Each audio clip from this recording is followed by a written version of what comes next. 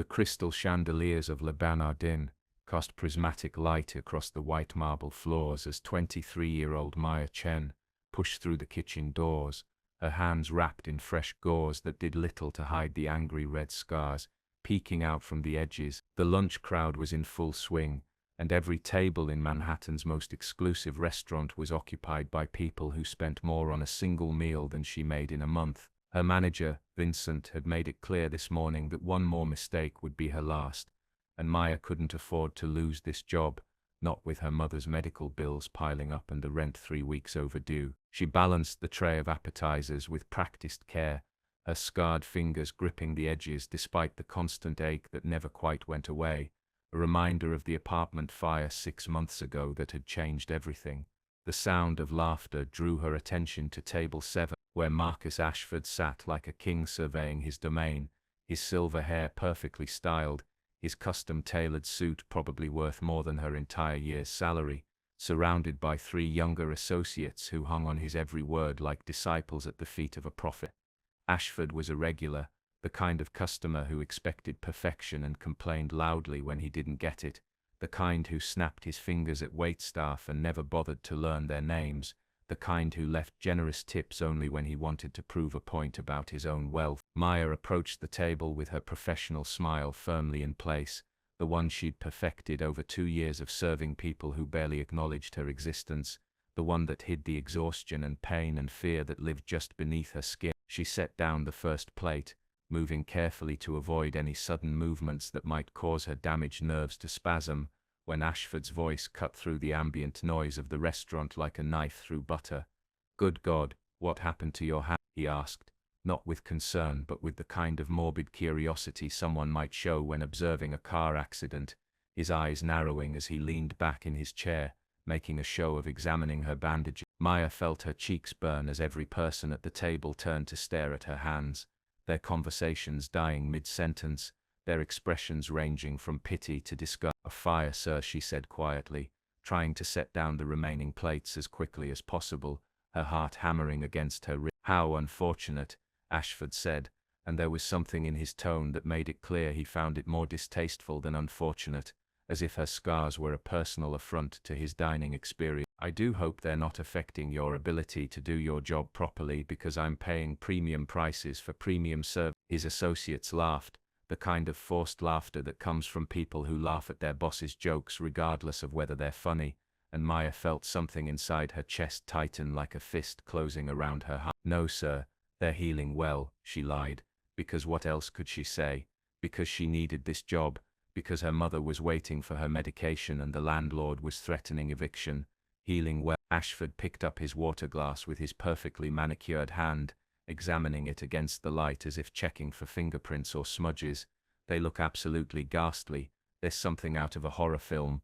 Honestly, I'm rather surprised management allows you to serve food in that condition." The words hit her like physical blows, each one finding its mark with surgical precision, and Maya felt tears pricking at the corners of her eyes, threatening to spill over and complete her humiliation. She'd worked so hard to get this position, had clawed her way up from dishwasher to server, had endured countless shifts of pain and exhaustion because she refused to give up, refused to let the fire take everything from her. "I assure you, sir, everything is properly sanitized," she managed to say, her voice barely above a whisper, her professional mask cracking at the edges. "Sanitized or not, it's rather off-putting," Ashford continued, warming to his theme now, his voice growing louder as he played to his audience. "I mean, one comes to Le Bernardin for an exquisite experience, and instead, we're confronted with, well, this. It's like going to the theater and having your view blocked by someone's abnormality." Maya stood frozen, unable to move,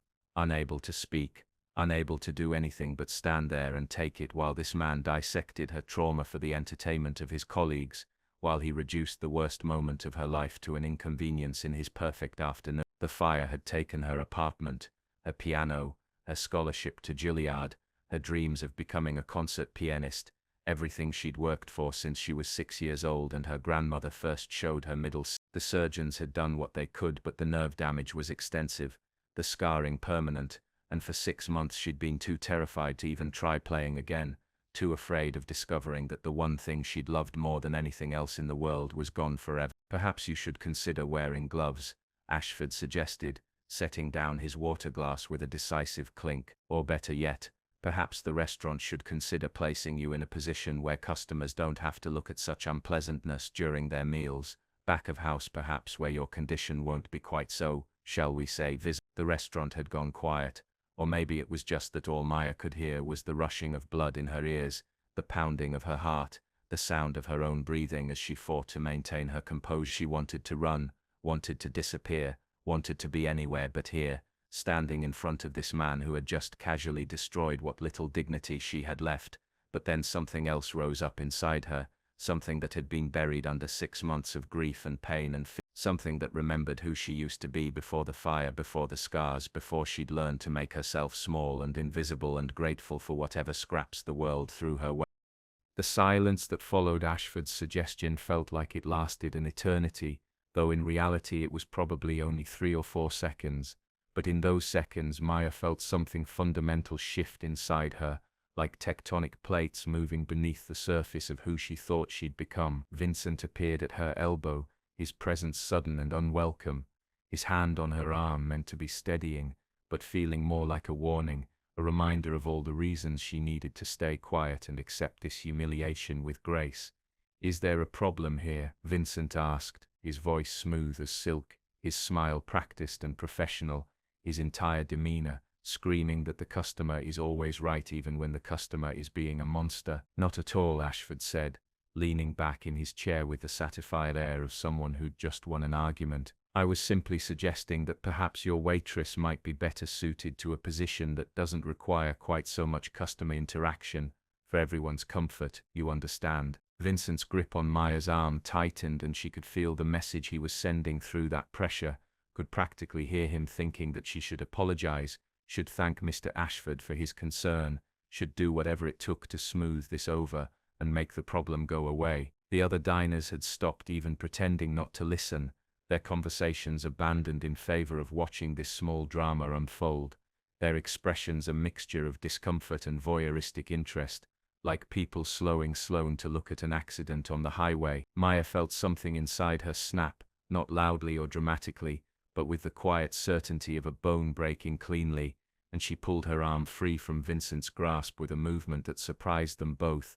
"Actually, sir," she said, her voice steady now, clear and strong in a way it hadn't been moments before, "these hands saved 3 people from that fire, including a 6-year-old child who was trapped on the 3rd floor, so while they may not be aesthetically pleasing to you, they're a reminder that some things matter more than appearance." Ashford's eyebrows rose, his expression shifting from smug superiority to something resembling surprise, though whether it was surprise at her words or surprise that she dared to speak back to him was unclear. His associates had stopped laughing, their faces frozen in awkward uncertainty, suddenly unsure whether they should continue to find this amusing, or whether the dynamic had shifted in some way they didn't quite understand. "How admirable," Ashford said, recovering quickly, his voice dripping with condescension. "Heroism is all well and good, but it doesn't change the fact that you're in customer service now, and presentation matters. Surely you can understand." "I understand perfectly," Maya replied, and she was amazed at how calm she felt, how clear everything suddenly seemed, like she'd been looking at the world through foggy glass and someone had just wiped it clean. "I understand that you're the kind of person who measures human worth by appearance and bank balance, who thinks money gives you the right to demean people who are just trying to survive, who has probably never experienced a single moment of genuine hardship in your entire privileged life." The restaurant was completely silent now. Every conversation had stopped, every fork and knife was frozen mid-motion, every eye was fixed on their table, and Maya could see Vincent's face going through several shades of red and white, could practically see him calculating how much this confrontation was going to cost him. "Now see here," Ashford began, but Maya wasn't finished. The words were pouring out of her now like water from a broken dam, 6 months of pain and frustration and loss finding their voice. "These hands played piano since I was 6 years old," she continued, holding up her bandaged hands for everyone to see, no longer trying to hide them, no longer ashamed. "I had a full scholarship to Juilliard. I was 3 weeks away from my first recital. I was going to be a concert pianist. That was my dream, my whole life. And then there was a fire, and I ran back into the building because I could hear a child crying, and by the time I got her out, By the time I made sure everyone was safe, my hands were destroyed. The doctor said I'd never play again, said the nerve damage was too extensive, said I should be grateful I could still hold a fork. Tears were streaming down her face now, but she didn't care, didn't bother to wipe them away, just let them fall, while she finally said everything she'd been holding inside for months. So yes, Ashford, my hands are scarred, they're damaged, they're not pleasant to look at, but they saved lives, and I would make the same choice again in a heartbeat, even knowing what it would cost me, even knowing I'd lose everything I'd worked for, because some things are more important than beauty or comfort or keeping wealthy people happy during their overpriced lunch. Ashford had gone very still, his face unreadable, his associates looking anywhere but at Maya or their boss, clearly desperate to be anywhere else. Vincent looked like he might actually have a stroke. His face had progressed beyond red into a concerning purple shade, and Maya knew with absolute certainty that she was about to be fired, that this moment of honesty was going to cost her everything. But somehow that knowledge didn't scare her the way it should have. "Miss Chen," Vincent began, his voice tight with barely controlled fury, but before he could continue, something unexpected happened. Eleanor Hartman rose from her table near the window, her movements graceful despite her 78 years, her Chanel suit immaculate, her pearl necklace catching the light as she moved, and when she spoke, her voice carried across the restaurant with the kind of authority that comes from a lifetime of being heard.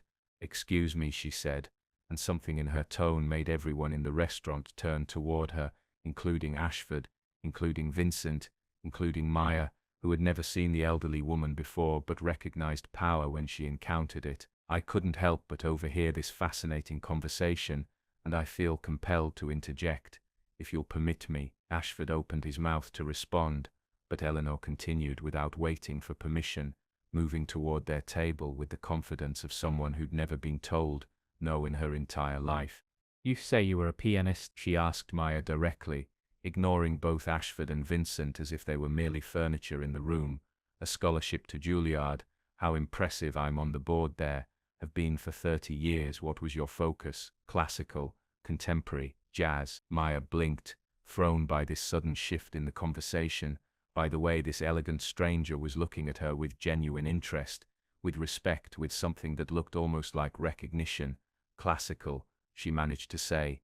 "Chopin, mostly. Rachmaninoff, Liszt, the romantics, the difficult ones," Eleanor said with evident approval, "the ones that require not just technical skill, but genuine feeling, emotional depth, the ability to translate human experience into sound. You must have been quite talented to earn that scholarship." "I was," Maya said, and there was no arrogance in her statement, just simple fact, just acknowledgement of something that used to be true. Before the fire, Eleanor turned to look at the grand piano that sat in the corner of the restaurant, an instrument that was there purely for decoration, or for the occasional hired pianist during dinner service, a Steinway that probably cost more than Maya would make in 5 years. "And you haven't played?" she asked, her gaze returning to Maya's bandaged hands. "No," Maya admitted, and the word felt like it weighed 1,000 pounds. "I've been too afraid to try," the doctor said. "The nerve damage was extensive, said I'd likely never regain the fine motor control needed for serious playing, and I couldn't bear to discover they were right, couldn't face the reality of losing the one thing I loved more than anything." "Fear is a prison we build for ourselves," Eleanor said, and there was something in her eyes that suggested she spoke from experience, from her own encounters with loss and limitation. "But it's a prison with unlocked doors. We're always free to walk out if we find the courage." She gestured toward the piano, the movement elegant and decisive. "Play something for us." The request hung in the air like a challenge, like a dare, like an opportunity and a threat, all rolled into one. Maya felt her heart hammer against her ribs, felt the familiar ache in her hands intensify as if in anticipation or warning, felt every eye in the restaurant turn toward her. "I don't think that's appropriate," Vincent interjected, finally finding his voice, his professional mask slipping to reveal the desperate calculation beneath. "Miss Chen is working, she has tables to serve, we have standards to maintain." "Oh, do be quiet," Eleanor said, waving him away with the casual dismissal of someone swatting at a fly. "I've been coming to this restaurant for 20 years, I probably keep this place afloat with my patronage, and I'm telling you I want to hear this young woman play. Are you really going to deny me?" Vincent's mouth opened and closed like a fish gasping for air, clearly torn between maintaining control of his restaurant and not offending a customer who probably spent more money here annually than most people made in salary. "I'll make you a deal," Eleanor continued, turning back to Maya, her eyes sharp and knowing. "You play something, anything you like. And if Mr. Ashford here still thinks you belong hidden in the back of the house after hearing you, I'll personally pay whatever wages you lose from being fired. I'll cover your mother's medical expenses that I'm sure are the reason you're working this job despite your injuries, and I'll write you a recommendation letter that will open any door you want open." She paused, letting that sink in, then added, "But if you play, and you prove that those hands of yours can still create beauty despite what they've been through, then Mr. Ashford will apologize publicly for his remarks, donate $50,000 to the burn victims fund at New York Presbyterian Hospital, and never speak to another service worker with such casual cruelty again." Ashford sputtered, his face flushing red. "Now wait just a minute, I never agreed to any such thing." "You don't have to agree," Eleanor said coolly. "You can simply leave right now, pay your bill, and go back to your office, and everyone in this restaurant will know exactly what kind of man you are, the kind who mocks injured women but lacks the courage to back up his convictions. Or you can stay, and we'll see whether your judgment is as sound as you seem to think it is." The trap was elegantly laid, and Maya could see Ashford realizing, could see him understanding that leaving now would be an admission of cowardice, that staying meant potentially having to admit he was wrong, that either way he'd been outmaneuvered by this elderly woman, who'd appeared out of nowhere like an avenging angel. "Fine," he said through gritted teeth. "Let's see what she can do." Maya's hands were trembling, her heart was racing, and every instinct she had was screaming at her to run, to refuse, to protect herself from the crushing disappointment of discovering that her dreams really were dead and buried. But she thought about her mother, thought about the bills, thought about the 6 months she'd spent hiding from her own life, and she thought about that little girl she'd pulled from the fire, who'd written her a thank you letter in crayon, that Maya kept folded in her wallet. She walked toward the piano. The walk to the piano felt like walking to the gallows, each step taking Maya farther from the safety of invisibility and closer to a moment of truth she'd been avoiding for 6 months, every eye in the restaurant following her movement, the silence so complete she could hear her own breathing, could hear the rustle of her uniform, could hear the blood pounding in her ears.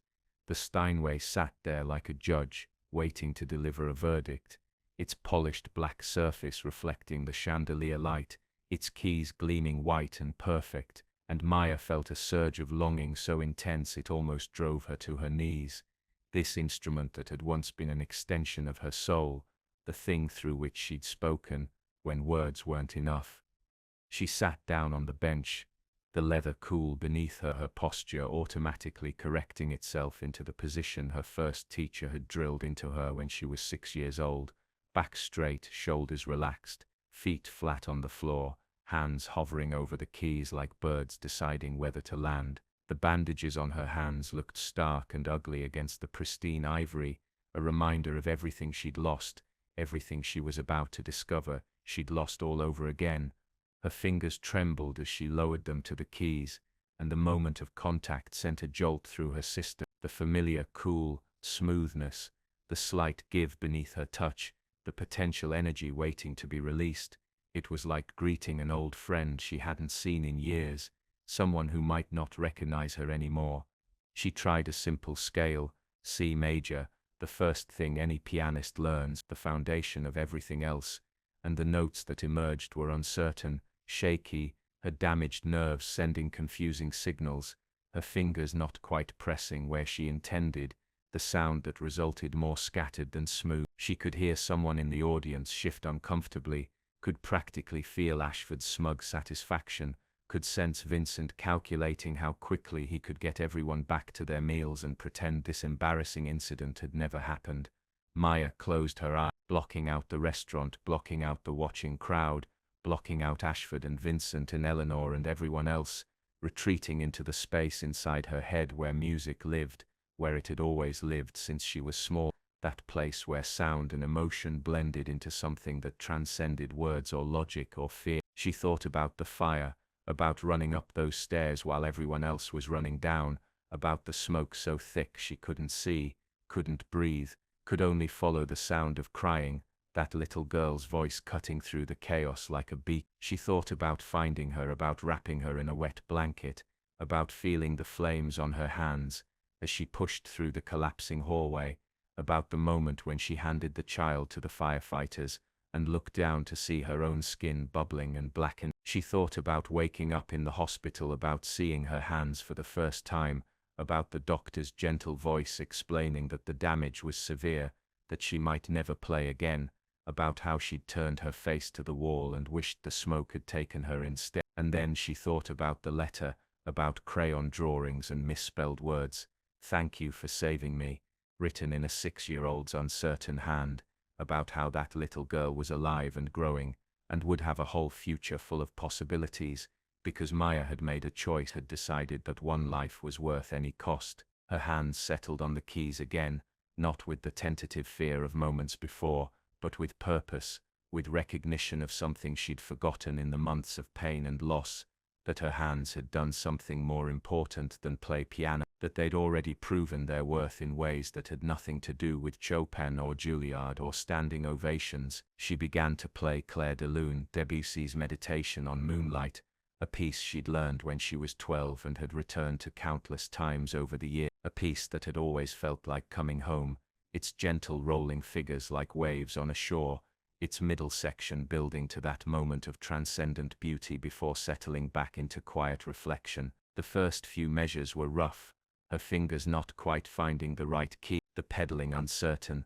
the rhythm staggered, but she pushed through, remembering her grandmother's voice saying that music isn't about perfection, it's about truth, about letting yourself feel and letting others feel with you. Something began to happen as she played, some kind of muscle memory that ran deeper than nerve damage, deeper than scars, some part of her that remembered who she'd been and refused to let that person disappear completely. Her fingers found their way more surely, the notes began to flow instead of stumble, the architecture of the piece revealing itself like a photograph developing in a dark room. The pain was intense, sharp jolts shooting up from her fingertips into her wrists and forearms, her damaged nerves screaming in protest, but she played through it, used it, channeled it into the music, let every ache and burn translate into emotional depth, into that quality that Eleanor had mentioned, the ability to convey human experience through sound. The restaurant faded away completely now. There was only the piano, only the music, only this moment of discovering whether she was still who she thought she'd been, whether the fire had taken everything or whether something essential remained. She reached the climactic middle section, that cascade of notes that requires both technical skill and absolute commitment, fingers moving faster now, more confidently, finding harmonies she'd played 1,000 times before, building toward that peak moment where the melody soars above the accompaniment like a bird taking flight. Tears were streaming down her face, mingling with sweat.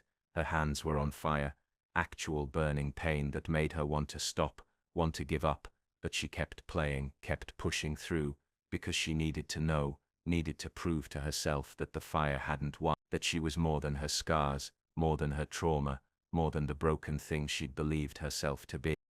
The final notes of Clair de Lune hung in the air like silver threads, the last chord fading slowly, the sustain pedal holding it just long enough to let the emotion resonate. And then there was silence, absolute and complete, the kind of silence that follows something significant, something that has changed the shape of the space it occupied. Maya sat frozen at the piano bench, her hands still resting on the keys, her breath coming in ragged gasps, her face wet with tears, her entire body trembling from exertion and pain, and the overwhelming surge of emotions she could no longer contain, and for a moment she was terrified to look up, terrified to see disappointment or pity or worse, the polite applause people give to someone who tried their best but failed spectacularly. But then Eleanor began to clap, slow and deliberate, each strike of her palms together ringing out like punctuation, like emphasis, like a statement that demanded agreement, and within seconds the entire restaurant had joined her, the sound building from scattered individual responses into a unified wave of appreciation that rolled over Maya like a physical force.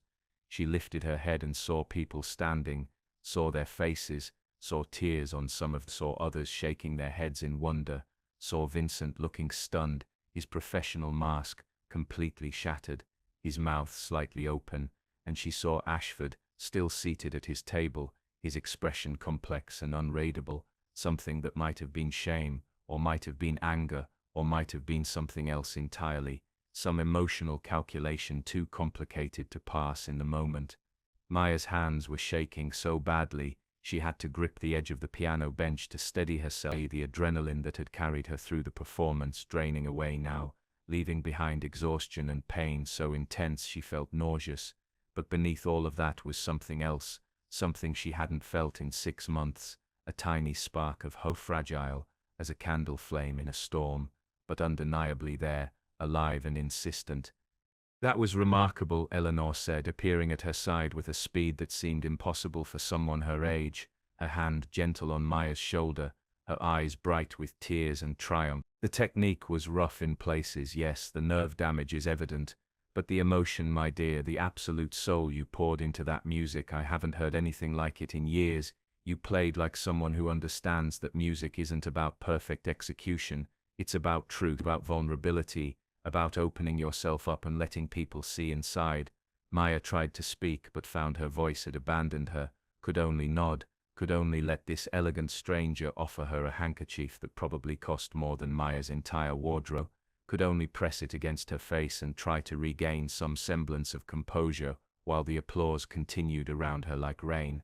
She became aware of movement, of people approaching, of hands reaching out to touch her shoulder, to offer congratulations, to tell her how moved they were, how beautiful it had been, how they'd never forget what they just witnessed, and it was overwhelming, too much sensation, too much attention, too much everything after months of trying to disappear, trying to be invisible, trying to pretend she was fine when she was actually slowly drowning. Vincent materialized in front of her, his face still showing shock but also something calculating, something that suggested he was already running the numbers, figuring out how to spin this situation to the restaurant's advantage, how to turn what should have been a firing into a marketing opportunity. "Miss Chen," he began, his voice taking on that oily quality that meant he was about to try to sell her something that was truly extraordinary. "I had no idea you possessed such talent. Perhaps we should discuss adjusting your role here. Maybe you could play during our dinner service. It would be quite the draw." "She won't be playing here," Eleanor interjected before Maya could respond, her voice carrying absolute authority, the tone of someone used to making decisions and having them followed. "She'll be returning to Juilliard where she belongs, or if that's not possible due to timing or circumstances, I know several other institutions that would be honored to have her, several private instructors who specialize in working with musicians who've experienced injuries, people who can help her rebuild her technique while preserving that emotional depth." She turned to look at Ashford, who had finally stood up from his table, who was approaching with slow, reluctant steps, his associates hanging back like people trying to avoid an accident scene. "And I believe someone here has something to say, don't you, Mark?" Maya watched Ashford's face work through several expressions, pride warring with something that might have been conscience, his ego bruised but his intelligence sharp enough to recognize when he'd been outmaneuvered, when the only way forward that didn't make him look completely monstrous was to bow to the inevitable.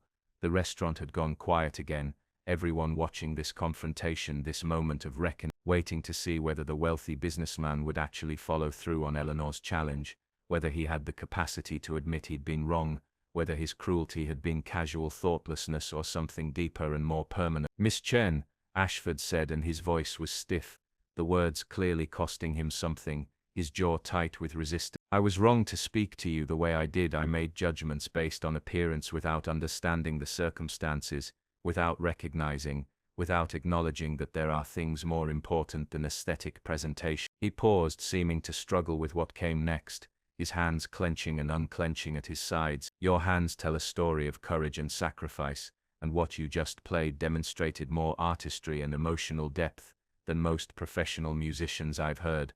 I apologize for my rudeness, and I'll be making that donation to the Burn Victims Fund as promised." The apology wasn't gracious, wasn't warm, carried the flavor of obligation rather than genuine remorse, but it was an apology nonetheless, public and witnessed, and Maya could see what it cost him, could see the effort it took to humble himself in front of all these people, in front of his associate, in front of a room full of strangers who would remember this moment, who would talk about it later, who would define him by this interaction for years to come. The next hour passed in a blur of faces and voices, people wanting to talk to Maya, to ask about her story, to tell her how moving her performance had been, to offer contact information and opportunities and advice that she couldn't quite process in her current state of emotional and physical exhaustion. Her hands were screaming now, the pain that she'd pushed through during the performance returning with interest, sharp and insistent, demanding attention, but she barely noticed, because something fundamental had shifted inside her. Some locked door had opened, some wall she'd built around her heart had crumbled. Eleanor had taken charge with the efficiency of a general organizing troops, had gotten Maya's contact information, had written down the names and numbers of 3 different instructors who specialized in rehabilitation for injured musicians, had promised to call the dean at Juilliard personally to discuss options for resuming Maya's scholarship, had done all of this while simultaneously ensuring that Ashford followed through on his promise, watching as he wrote out a check for $50,000 to the burn victims fund, not letting him leave until the transaction was complete and witnessed. Vincent had tried several more times to convince Maya to stay on at the restaurant, offering increasingly absurd incentives, talking about salary increases and benefits and the prestige of being Le Bernardine's resident pianist, but Eleanor had shut him down each time, with the kind of dismissive efficiency that made it clear his input was neither needed nor wanted. "The girl is going back to school," she'd said firmly, brooking no argument. "She's going to rebuild her technique. She's going to work with specialists. She's going to become the pianist she was meant to be before circumstances intervened, and you're going to give her a glowing reference and not make any trouble about it." Maya had watched this play out with a kind of detached wonder, feeling like a character in someone else's story, unable to quite believe that this was happening to her, that this morning she'd been a struggling waitress counting pennies, and now she was apparently being adopted by a force of nature in Chanel who was rearranging her entire life with the casual confidence of someone moving chess pieces. "I don't understand," she'd finally managed to say, when there was a brief lull in the chaos. "Why are you doing this? You don't even know me." Eleanor had smiled, a complicated expression that held sadness and determination, and something that looked like recognition. "Because 40 years ago I was an actress," she'd said. "Not a great one, but competent, working steadily, building a career, and then I was in a car accident, shattered my hip, spent 8 months in rehabilitation, and when I finally returned to audition, directors took one look at my limp and decided I was no longer suitable for the roles I'd built my career on." She'd paused, looking down at her hands at the pearl ring on her finger. "I could have fought it, could have tried to continue despite the industry's prejudice, but I was tired and hurt, and convinced that my disability made me less than what I'd been, so I married money instead, became a philanthropist, sat on boards, spent 40 years being comfortable and respectable and completely unfulfilled." Her eyes had met Maya's then, sharp and fierce. "I don't want that for you. I don't want you to give up on what you love because the world told you that damaged things have less value, because society decided that scars disqualify you from beauty. You have something rare, something precious, and I'm not going to stand by and watch you waste it because of fear or circumstance or the casual cruelty of small men like Marcus Ashford." The words had hit Maya like a punch to the chest, had articulated something she'd been feeling but couldn't name, that sense that giving up on music meant giving up on some essential part of herself, that choosing survival over dreams was a kind of death even if you kept breathing. She'd started crying again, couldn't seem to stop. 6 months of grief and pain and loss pouring out, while this stranger, who felt less like a stranger with every passing minute, held her shoulders and let her fall apart in the middle of a Manhattan restaurant, while wealthy diners pretended not to notice. By the time Maya finally left Le Bernard, the sun was setting, painting the city in shades of gold and amber, and her pockets were full of business cards.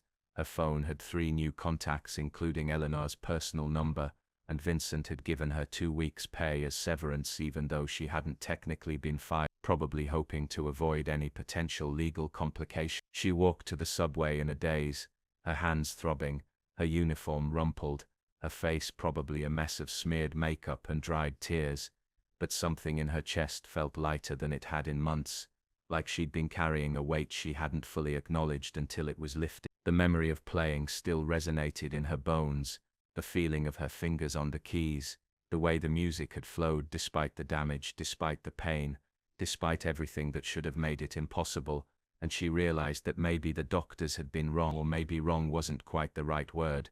Maybe they'd been accurate about the technical limitations, but hadn't accounted for the possibility that limitation and loss could be transformed into something else, some different kind of artistry, some deeper well of expression. She thought about Ashford's face during her performance, how his smug certainty had slowly crumbled into something more complex, how he'd looked almost stricken by the final notes, and she wondered if he'd actually learned anything, or if tomorrow he'd go back to being exactly who he'd always been. If one moment of forced accountability could actually change someone, or if people were too fixed in their patterns to truly transform. But then she thought about herself, about how she'd spent 6 months believing she was broken beyond repair, about how one moment of courage had shattered that belief, had shown her that maybe healing wasn't about going back to who you were before, but about finding out who you could become after, about integrating loss and pain into something new rather than trying to erase them or pretend they didn't matter. The subway car was nearly empty, just Maya and a handful of other exhausted workers making their way home after long shifts.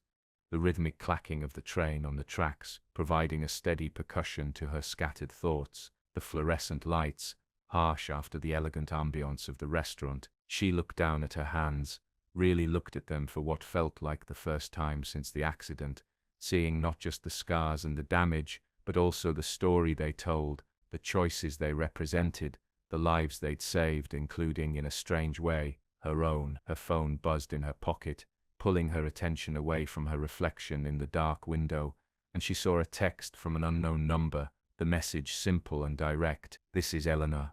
I've spoken with the dean at Juilliard. He remembers you fondly and would like to discuss your return. I'm also arranging appointments with Dr. Sarah Chen at NYU Medical Center. She specializes in hand rehabilitation for musicians. Expect a call tomorrow morning. Don't disappoint me by backing out now that you've remembered who you are." Maya read the message 3 times, her throat tight with emotion, with gratitude, with terror at the prospect of actually following through on this unexpected second chance, of returning to a world she'd thought was permanently closed to her. Another text came through, this one from a number she didn't recognize, but with a message that made her breath catch. "This is Marcus Ashford. I know I'm probably the last person you want to hear from, but I wanted you to know that what happened today has given me a great deal to think about. I made the donation as promised. I'm also establishing a scholarship fund for musicians who've experienced career-interrupting injuries. It seems like the least I can do. I hope you'll consider applying when it's established. You deserve support, not obstacles." She stared at the message for a long moment, trying to decide how she felt about it, whether this represented genuine change or just another performance, another wealthy man trying to buy his way out of guilt. But ultimately she decided it didn't matter. If Ashford's moment of conscience resulted in help for other people like her, if his discomfort translated into actual material support, then his motivations were less important than the outcome. She typed out a brief response.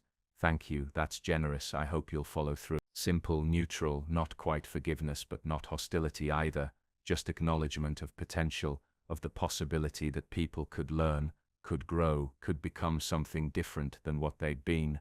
The train pulled into her stop, and Maya gathered her things, the business cards and the phone numbers, and the promises that might or might not materialize into actual opportunities, and she climbed the stairs to street level, emerging into her neighborhood with its familiar chaos, the bodega on the corner, the group of kids playing basketball despite the failing light, the smell of someone cooking dinner drifting from an open window. Her apartment building looked exactly as it always did, shabby and tired, paint peeling, graffiti on the walls, the elevator broken as usual, but somehow it looked different to her now, less like a prison and more like a temporary station, a place she was passing through rather than a place where she was stuck. She climbed the 3 flights to her mother's apartment, her legs protesting after the day's exertions, her hands aching, her entire body demanding rest, but her mind was racing, spinning with possibilities, with plans, with the terrifying and exhilarating prospect of actually trying again, of risking failure, of opening herself up to hope. Her mother was asleep in her chair, the TV playing soft, medication bottles lined up on the side table like soldiers, and Maya felt a surge of love so intense, it was almost painful. This woman who'd worked 3 jobs to pay for piano lessons, who'd sacrificed everything to give her daughter opportunities she'd never had, who'd never once complained when Maya had chosen music over more practical paths. She touched her mother's shoulder gently, not wanting to startle her, and watched as her eyes opened slowly, focusing with the confusion of someone pulled from deep sleep. "Maya, honey, you're home early. Did something happen?" her mother asked, struggling to sit up straighter, concern already creasing her forehead. "Something happened," Maya agreed, settling onto the arm of the chair, taking her mother's hand carefully, mindful of the IV bruises and the fragile skin. "Something strange and wonderful and terrifying, and I need to tell you about it." She recounted the day's event, watching her mother's expressions shift from confusion to anger at Ashford's cruelty to wonder at Eleanor's intervention to tears at the description of Maya playing again, of discovering that her hands still remembered, that the music was still there, that 6 months of silence hadn't killed the thing inside her that needed to create sound. "Oh, my baby," her mother said, when Maya finished talking, her own hands framing Maya's scarred ones with infinite gentleness. "I've been so worried about you, watching you shrink into yourself, watching you give up on everything you loved. I didn't know how to help, how to reach you. I didn't know how to be reached," Maya admitted. "I was so convinced that the fire had taken everything, that damaged meant worthless, that I couldn't be who I'd been, so I had to become someone else entirely, someone smaller, someone who didn't want things, who didn't dream, who just survived." Her mother shook her head firmly. "You've never been someone who just survived. Even as a little girl, you were always reaching for something more, always pushing, always driven. That's what scared me sometimes, how much you wanted, how hard you were willing to work. I was afraid you'd burn yourself out before you even got started." She paused, smiled sadly. "I never imagined the burning would be literal." They sat together in the dim light of the apartment, the TV now muted, the city noise filtering through the thin walls, the familiar sounds of their neighbors living their lives, arguing and laughing and cooking and existing in the complicated way that people do, and Maya felt something settling inside her, some decision crystallizing, some path forward becoming clear through the fog of fear and uncertainty. "I'm scared," she said finally, voicing the thing she'd been holding inside all evening, the truth beneath all the excitement and possibility. "I'm terrified of trying and failing, of going back to Juilliard and discovering that I can't do it anymore, that today was a fluke, that the nerve damage is too severe, that I'll embarrass myself and waste Eleanor's faith and prove that Ashford was right after all, that I should just stay hidden, where no one has to look at my scars or my limitations." Her mother listened, didn't interrupt, didn't rush to reassure, just held her hand and let her speak, let her articulate all the fears that had been eating at her for months, the internalized voices that told her damaged things had less value, that second chances were for other people, that hope was a luxury she couldn't afford. "You know what I think," her mother said, when Maya finally ran out of words, when the silence stretched between them like a bridge waiting to be crossed. "I think you've already failed. You've already experienced the worst thing you could imagine. You ran into a burning building and came out changed. You lost your scholarship, you lost your music, you spent 6 months hiding from your own life, and you survived all of it." She squeezed Maya's hand gently, her grip surprisingly strong for someone who spent most days exhausted by illness. "So what's the worst that could happen if you try? You fail again, you discover your hands really can't do what they used to do, you have to find a different path. Okay, you've already done harder things than that, you've already proven you can survive loss and pain and disappointment. Trying and failing isn't more dangerous than not trying at all." The words hit Maya with the force of revelation, shifted something in her perspective like a kaleidoscope turning to reveal a new pattern, and she realized her mother was right. She'd been so focused on the possibility of future failure that she'd forgotten she was already living in the aftermath of failure, already surviving the thing she'd been most afraid of. "When did you get so wise?" she asked, trying to inject some lightness into the heavy emotion of the moment, trying to smile through the tears that wouldn't stop falling. "I've always been wise, you just never listened because you were too busy being young and brilliant and convinced you knew everything," her mother said, but she was smiling, the teasing gentle, the love beneath it unmistakable. Besides, it's easier to be wise about other people's lives than your own. I've made plenty of mistakes, plenty of choices I regret, but the one thing I've never regretted is supporting your dreams, even when they seemed impractical, even when they meant sacrifice, even when they took you places I couldn't follow. They talked deep into the night, making plans, discussing logistics, worrying together about money and time and all the practical obstacles that stood between Maya and this unexpected second chance. But underneath all the practical concerns was something else, something that felt like hope, like possibility, like the first green shoots pushing through scorched earth after a fire. Maya called Eleanor the next morning, her hands shaking as she dialed, half expecting the elegant stranger to have changed her mind, to have decided overnight that Maya wasn't worth the investment. But Eleanor answered on the second ring, her voice brisk and businesslike, already moving forward with plans and appointments and expectations. "I'm glad you called. I was beginning to worry you'd chickened out," Eleanor said. "I've set up an appointment with Dr. Chen for Friday afternoon. She's expecting you. I've also spoken with Juilliard's financial aid office about reinstating your scholarship. They're willing to offer you a modified program that takes into account your rehabilitation needs. You'll be working with Professor Mitchell in the piano department. She's excellent, demanding but compassionate, exactly what you need." Maya felt overwhelmed by the speed of it all, by how quickly her life was changing, by the sheer momentum of Eleanor's intervention, like being caught in a current that was simultaneously terrifying and exhilarating. "I don't know how to thank you," she began, but Eleanor cut her off. "Don't thank me yet. Thank me when you've graduated, when you've rebuilt your technique, when you're playing Carnegie Hall or wherever else your talent takes you.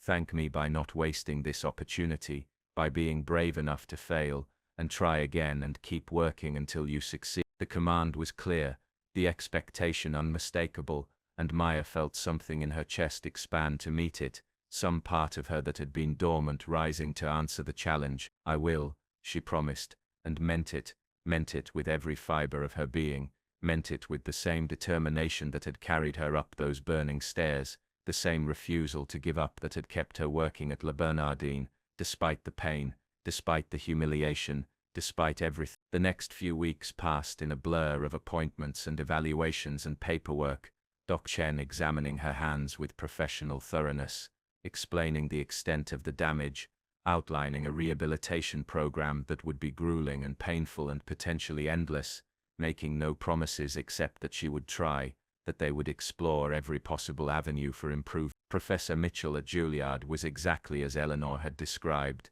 a stern woman in her 60s with silver hair and sharp eyes, who listened to Maya play scales and simple exercises without comment, her face revealing nothing, and then said simply, "You have work to do, a great deal of work, but there's something there, something worth developing.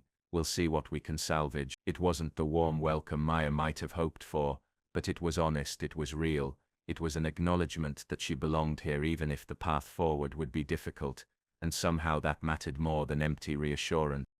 The first month back at Juilliard was harder than anything Maya had experienced, harder than the fire, harder than the physical therapy, harder than the months of working at La Bernardine, because it required her to confront daily exactly how much she'd lost, how far she'd fallen from where she'd been, how the gap between who she'd been and who she was now seemed impossible to bridge. Her hands screamed constantly, the rehabilitation exercises pushing her damaged nerves to their limits, Dr. Chen warning her about the risk of overdoing it, of causing additional damage in her eagerness to improve, but Maya couldn't seem to find the middle ground between enough and too much, between pushing herself and destroying herself.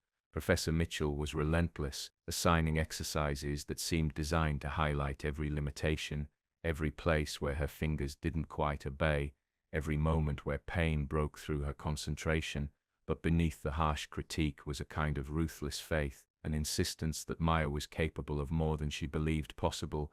"Stop apologizing for the mistakes," Mitchell said one afternoon, after Maya had stumbled through a particularly difficult passage for the 5th time, her fingers cramping, her eyes blurring with tears of frustration. "Stop acting like you need permission to take up space.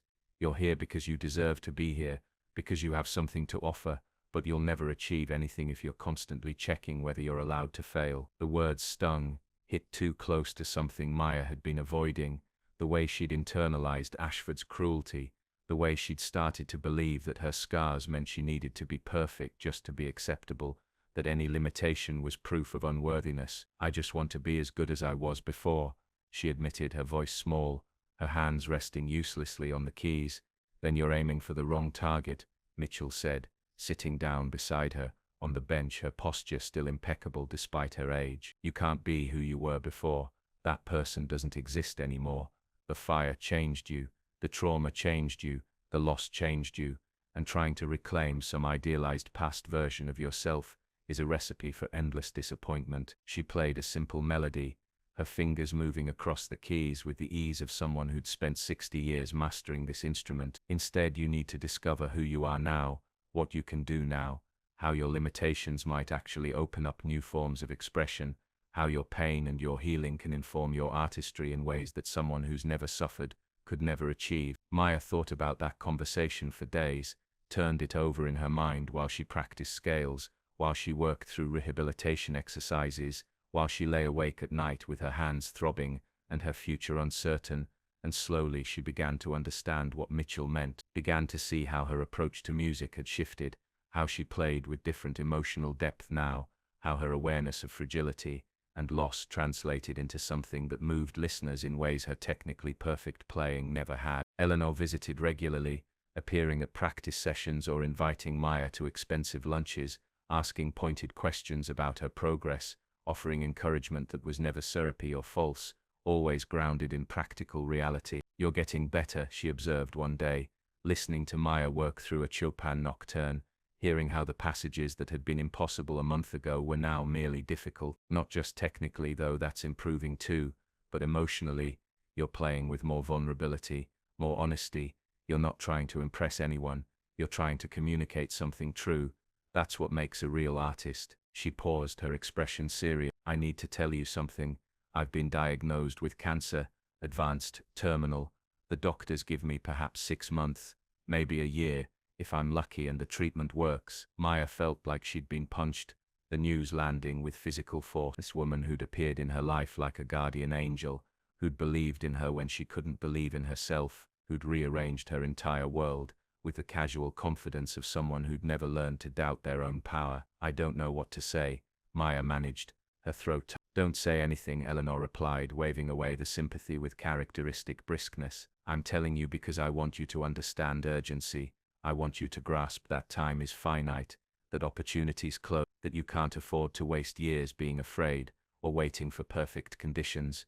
You have to act now, have to create now, have to live now, because tomorrow is never guaranteed." The words resonated through everything that followed, gave Maya's practice sessions a new intensity, a sense of purpose beyond her own recovery. She was working not just for herself but for Eleanor, for her mother, for that little girl she'd saved from the fire, for everyone who'd believed in her when she couldn't believe in herself. She started performing in small venues, student recitals at first, then gradually bigger stages, each performance terrifying and exhilarating, each one teaching her something about herself, about her capabilities, about how to work with her limitations rather than against them. The reviews were mixed. Some critics praised her emotional depth, others pointed out her technical imperfections, the places where her damaged hands couldn't quite execute what the score demanded, but gradually the positive responses began to outweigh the negative. People started to recognize that what she was doing was different, was valuable, was its own kind of mastery.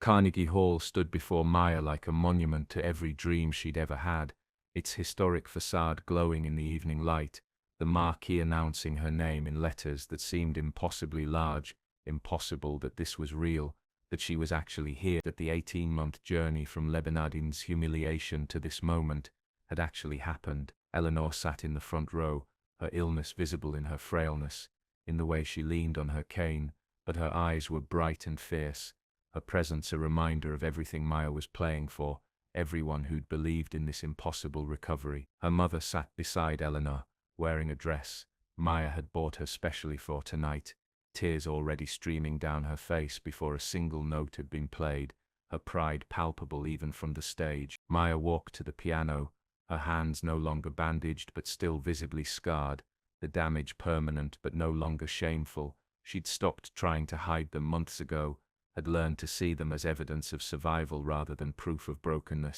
The audience was packed, not just friends and family but critics and industry professionals, people who'd come because they'd heard the story, because they were curious about the waitress who'd become a pianist again, because they wanted to witness whatever this performance would be. She sat at the Steinway, the same model she'd played that afternoon at Le Bernardin, though this one was older, had hosted legends, had been touched by some of the greatest pianists in history, and she felt the weight of that legacy, the responsibility of adding her voice to that lineage. The program she'd chosen was deliberately challenging, not trying to hide her limitations but working with them, pieces that emphasized emotional depth over pure technical display, composers who understood that music was about more than perfect execution, Chopin and Debussy and Satie, music that spoke to loss and hope, and the complicated terrain between.